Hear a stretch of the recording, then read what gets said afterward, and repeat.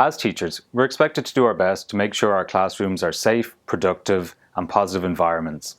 In this topic, we look at measures you can take to ensure high levels of safety and security when using the internet in your class. We'll also give you a few pointers on using online resources in class and on using technology to communicate with your pupils. First of all, just assume that your pupils have forgotten everything they've ever been told about internet safety or acceptable use policies in your school. On day one, take these policies out and go through them with your pupils. Pay particular attention to parts of the policy that relate to the technologies you're going to be using.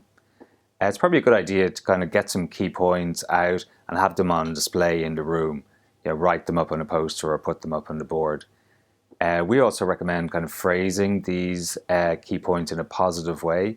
Focus on what way you expect pupils to behave, not listing things that they're not allowed to do. For example, it's a good idea that they're absolutely clear on what you expect them to do should they encounter inappropriate content. When you're using the internet in your classroom, you will be expected to supervise this.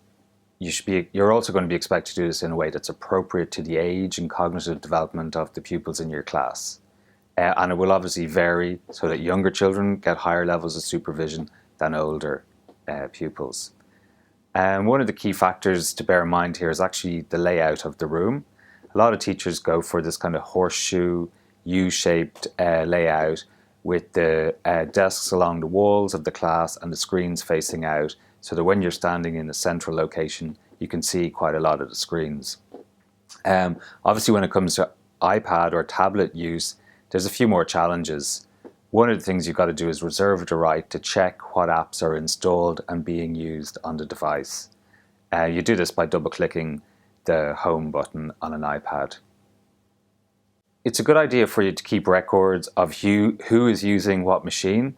This can be very useful if there's an incident that you need to investigate or write a report on. We kind of recommend assigning a pupil to a particular machine for a prolonged period of time. This will save a bit on the admin.